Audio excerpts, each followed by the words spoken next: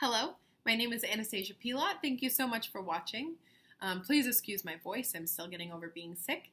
I'd like to talk to you all a little bit about the benefits of remote employment for employees as well as employers. So we have a lot of problems in the 21st century in the workforce. Hello, my name is Anastasia Pilot. Please excuse my voice, I'm still getting over being sick. I'd like to talk to you all about the benefits of remote employment for employees as well as employers, large companies as well as small. We have a lot of problems in today's workforce that previous generations simply didn't have to face, including increased commute times, which average about 16 miles each way, according to surveys done. The health costs of commuting because of the long time sitting down, as well as higher stress and anxiety levels because of the traffic. The cost of office rentals has gone up. New York's office spaces rent for about $74 per square foot, which most companies can't afford. But perhaps most importantly is the lack of a work-life balance for most employees in the 21st century. According to Sarah Sutton, who is the founder and CEO of FlexJobs, 61% of workers today without children have considered leaving or have actually left a job because it didn't provide them with the flexibility they needed. The reason that they mention without children is because flexible job arrangements have. The reason the clarification of workers without children is so important is because The reason it's important to distinguish these workers from workers with children is because typically flexible job arrangements have been strictly for those with children, and because they needed.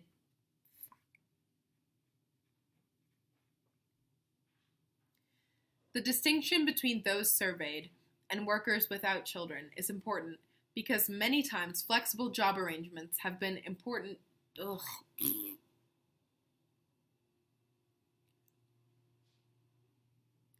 The fact that those surveys had no children and still wanted flexible work arrangements is important because typically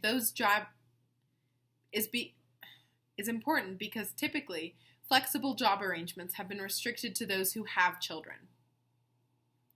97% of those surveyed have explained that having a flexible or even remote job situation would make it easier for them to be more engaged at work.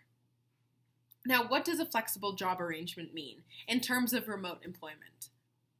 It could mean a few things. It could mean that an employee is remote 100% of the time. It could mean that they're remote for certain days of the week or a certain amount of days per month. It could even just mean having the flexibility to choose whether to work from home or not. There are many benefits. I'm just going to mention a couple. Remote employment and flexible work arrangements allows for a much more engaged workforce, according to the Harvard job. There are many benefits of a remote or flexible work arrangement. Some of these include having a more engaged workforce, having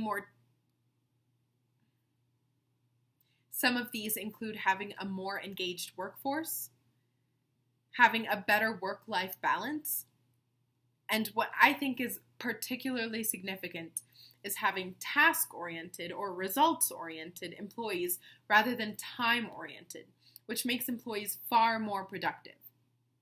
For instance, I'm sure many of us have been in jobs where we finish what we needed to do and sit there twiddling our thumbs because we're expected to be there for a certain amount of time, regardless of the quality of work being done.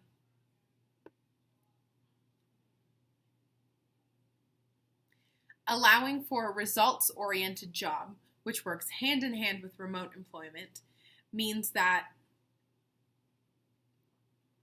the focus is on the work being done, the quality of work, not necessarily how long it took to do it.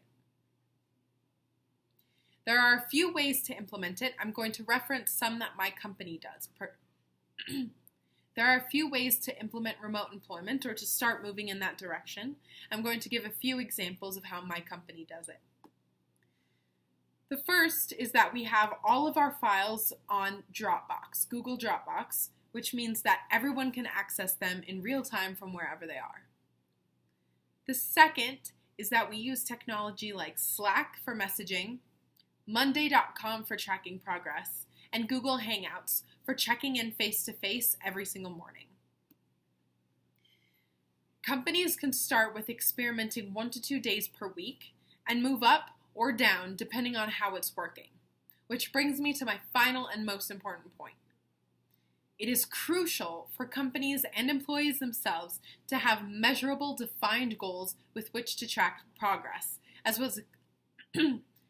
well as clear expectations and set check-in times so that they can measure that everything is getting done. Thank you so much for watching, and I hope you enjoy the rest of my presentation.